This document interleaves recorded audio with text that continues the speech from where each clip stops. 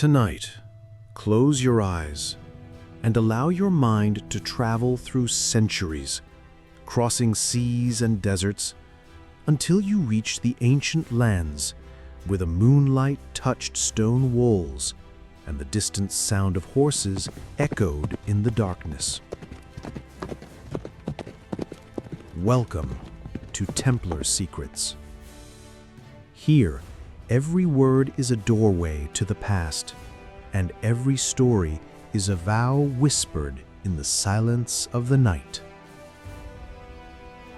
Imagine yourself in a medieval fortress. The cold wind cuts through the air, carrying with it the scent of earth and the smoke from torches flickering on the battlements. The steady rhythm of the sentinel's footsteps echoes over the stones, while somewhere in the distance, a horn announces that the night watch has begun.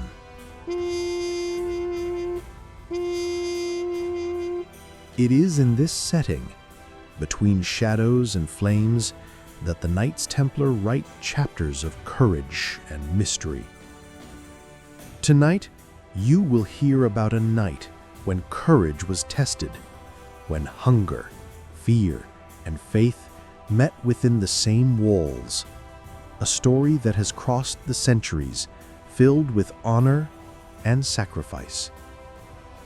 So, make yourself comfortable, take a deep breath, and let the voices of the past guide your dreams on this journey through history. It was the year 1098. The medieval world was in turmoil. The First Crusade, called by Pope Urban II only a few years earlier, had transformed kings, nobles, monks, and even peasants into soldiers under the same banner to free Jerusalem from Muslim rule. The roads of Europe had seen endless columns of men, women, and even children depart, wearing crosses sewn into their cloaks and carrying the weight of a promise to give body and soul to what they believed was the will of God. Antioch, one of the most imposing cities in the East, was far more than a military objective. Positioned along the routes linking the Mediterranean to Mesopotamia, it was a thriving commercial hub, a meeting point for Byzantine, Arab, and Armenian merchants. Its walls, built of solid stone and reinforced with towering structures, wound over hills and valleys, creating a nearly impenetrable line of defense. Nature itself seemed to have aided the builders, as rivers and steep terrain completed the city's natural fortification. For the Crusaders, taking Antioch was the key to unlocking the road to Jerusalem. Without it, any advance toward the Holy City would be vulnerable and doomed to fail. Among the armies gathered at its gates were not only common soldiers, but also warriors forged in both faith and steel, the Knights Templar. Though the order was still young, its name already inspired both respect and fear. These were men who had renounced ordinary life, vowing chastity, poverty, and obedience, yet wielding sharp swords and carrying an unyielding fervor for the cause they served. The siege of Antioch began like so many others. War machines assembled, siege towers rising, and archers trading volleys with the defenders. But as time passed, the city held out. Hunger began to stalk the Crusader camps, winter punished the ranks with freezing nights, and disease spread like a silent shadow. Day after day, the blare of trumpets echoed through the valleys, announcing skirmishes and assaults that changed little in the stalemate. The people of Antioch, in turn, watched from atop their walls, confident in the protection their stone fortifications provided. Yet even they knew that any siege, no matter how long, could end in a single night of breach and invasion. Outside, the Crusaders dreamed of that night. Inside, they feared it. The tension was constant. Campfires lit the tired, dirt-streaked faces of men whose expressions blended hope with exhaustion. Whispers of enemy reinforcements spread among the tents, along with stories of miracles and omens. And so, day after day, the siege dragged on, drawing closer to a moment when the fate of the city and of those besieging it would change forever. What the Crusaders and Templars did not yet know was that even if they managed to pass through those gates, they would only be trading places. From besiegers, they would become the besieged. And the true trial, the one that would be forever etched in the memory of all, was still to come.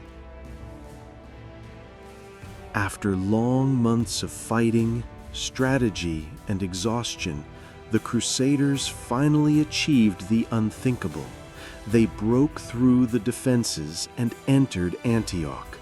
For many, this was the moment when the campaign would take a decisive leap toward Jerusalem. The victory was celebrated with the sound of trumpets, prayers of thanksgiving, and the metallic echo of swords striking shields in triumph. But the joy was short-lived. Only a few days later, the horizon filled with dust and movement. An immense army led by Carboga of Musul, a commander feared for his strategic brilliance and his ability to rally troops from across the east, advanced to retake the city. Among his ranks were skilled archers, swift cavalry, and hardened warriors forged in the wars of the desert. Suddenly, the Crusaders and Templars realized the bitter irony of fate. From besiegers, they had become the besieged. Now it was they who looked out from the walls toward the enemy, feeling the mounting pressure of a siege that seemed impossible to withstand. The city gates were locked, and hope began to mingle with fear. Supplies, already scarce after months of fighting, dwindled quickly. Bread became a luxury, meat a distant dream, and even water had to be rationed. What had once been an open battlefield had now turned into a prison of stone and silence, where every distant noise could signal the beginning of an attack. The psychological strain was suffocating. Many soldiers looked to the sky for divine signs, while others kept their eyes fixed on the walls, hoping to spot the enemy before it was too late. The city was surrounded on all sides, and the roads that once brought trade and supplies had become paths of death, guarded by enemy archers. On those cold walls, the Templars kept their vows, even though each day was a battle against both body and spirit. The fear of hunger was matched only by the dread that if the defenses fell, there would be no mercy for anyone inside the city. Antioch stood on the brink of becoming a collective grave, unless courage could speak louder than despair. Inside Antioch, life had turned into a silent struggle against time, hunger, and fear. The sound of the wind striking the towers no longer brought comfort. Instead, it was a reminder of the biting cold in the early hours when the campfires were never enough to warm the body. Days dragged on in a cycle of watchfulness and waiting, where each sunrise seemed darker than the one before. Food, once scarce, was now nearly non-existent. The grain stores were almost empty, and meat had not been seen for weeks. Some soldiers and townsfolk boiled scraps of old leather, scraping them until they softened, trying to fool their hunger.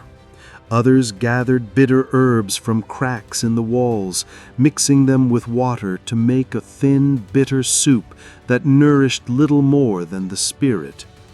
The air was heavy with the smell of smoke, sweat, and sickness.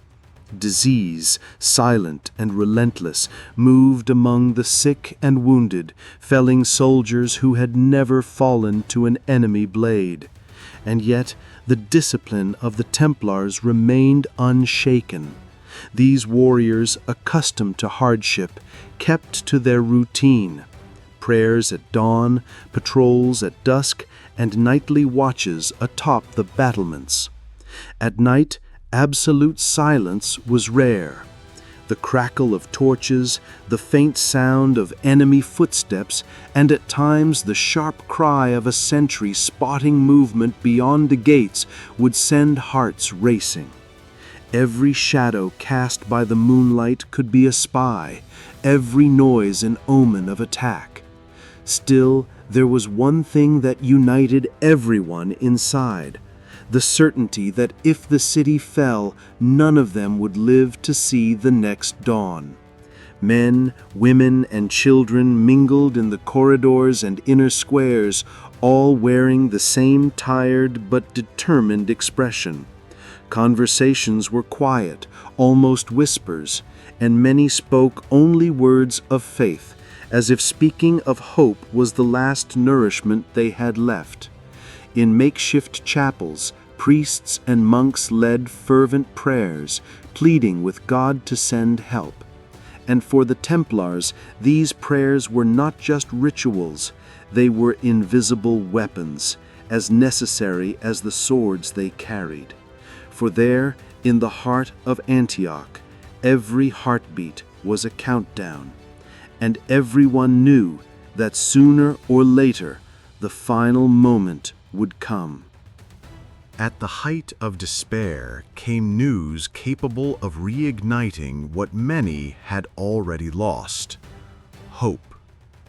Among the ancient stones and narrow streets of Antioch, a rumor spread that a sacred artifact had been found: the Holy Lance, the very one that, according to Christian tradition, had pierced the side of Jesus on the cross. The story began with a humble monk who claimed to have received a divine vision revealing the exact location where the lance was hidden. Guided by this revelation, he led a group of men to a specific spot in the city. They dug with their bare hands, pushing away dirt and rubble until the cold metal gleamed under the torchlight. Whether it truly was the lance or not, no one knew for certain, but at that moment, it didn't matter. The simple act of believing was enough to change destiny. The Templars were the first to recognize the spiritual power of that discovery. They gathered in the chapel, placed the lance before the altar, and knelt, offering prayers that mingled gratitude with pleas for strength. The bells rang out, and in every corner of the city, soldiers and civilians came together to hear the news. The air, once heavy and silent, now carried a new sound, hymns and praises echoing through the narrow streets. The psychological impact was immediate. Men who could barely stand from hunger now raised their swords with renewed firmness. Sentries who once stared at the horizon with fear now kept their gaze steady, as if daring the enemy to come. Conversations changed.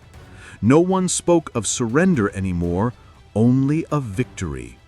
It was as if the Holy Lance had become an invisible banner present in every heart, and the Templars, already examples of discipline and bravery, took on the role of spiritual leaders, urging everyone to resist to the last man. Kerboga, encamped outside the walls, may not have realized it, but that day the spirit of the city had changed.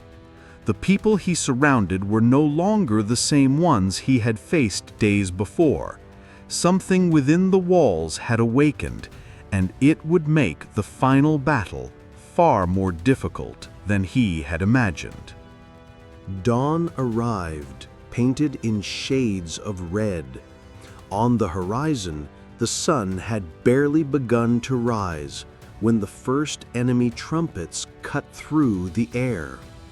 From the top of the walls, the Templars and Crusaders watched as Kerboga's camp erupted into waves of men and horses surging forward.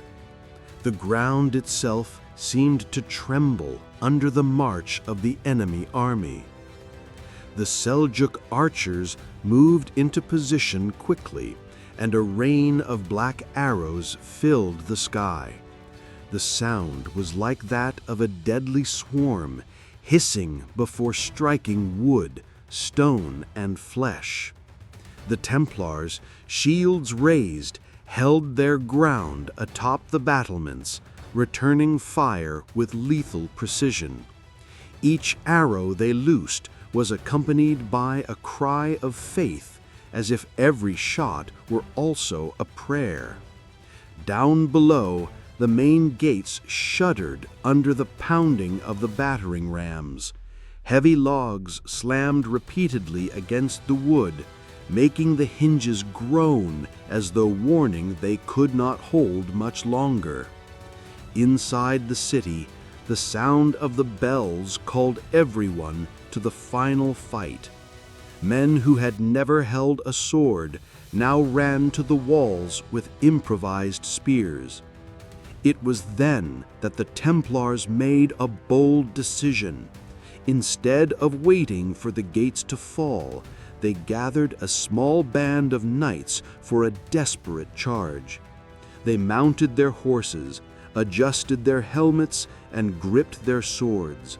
At the front, as both guide and symbol, a Templar held the Holy Lance high for all to see. The gates burst open, not to let the enemy in, but to unleash an avalanche of steel and faith. The horses thundered forward, the sound of their hooves rolling across the plain like a storm. The charge was so swift and fierce that Kerboga's army faltered, opening unplanned gaps in their lines. The battle became a whirlwind of shouts, steel clashing against steel, and dust rising from the ground. Each Templar seemed to fight with the strength of 10 men, as if the very presence of the lance made them invincible. The impact was devastating, and within hours the battlefield had changed hands. Kerboga, seeing his men's morale crumble, ordered a retreat. When the last enemy disappeared over the horizon, Antioch still stood, wounded, starving, and exhausted, but standing. And the Templars, covered in blood and dust, knew they had survived something that would be told for centuries. The battle was over, but the image of that day would never leave the memory of those who survived. Antioch still stood, and the echo of the victory trumpets still mingled with the distant sound of the enemy in retreat. For the Templars, this was not just another military conquest. It was living proof that faith, when held to the very last moment, could change destiny. Those who fought that morning knew they had witnessed something greater than themselves. Every scar, every weary gaze, every prayer whispered during the siege was now part of a story that would be told and retold for generations. The Holy Lance, whether real or simply a symbol, had fulfilled its purpose, to reignite in the hearts of hungry and exhausted men the flame needed to endure. The streets of the city, once silent and fearful, now heard voices, footsteps, and songs again. Children ran through the squares, soldiers leaned on one another, and the chapel bells rang not to call for help, but to proclaim gratitude. The sky, once threatening, now seemed brighter, as if the very light had chosen to return to Antioch. And so, between exhaustion and satisfaction, the city rested that night with a feeling rare in times of war: peace. The Templars knew other battles would come, but they also knew that the lesson of Antioch would never be lost, that even when all seems lost, faith and courage can carve a path where none appears to exist. May this story stay with you as a reminder that on the walls of life, there will be days when simply holding the line will be the greatest victory, and that, in the silent nights, the voices of the Knights Templar can still be heard, telling secrets that have crossed the centuries. If this story touched your heart and made you travel back in time, remember that there are many more waiting to be told. Your voice and your support help keep alive the memories and secrets that span the ages. Share your thoughts, leave a record of what you felt, and if you are not yet part of our brotherhood, join us and subscribe to the channel so you won't miss any of the next stories. In this way, we will always walk side by side, exploring together the mysteries and legends of the Knights Templar.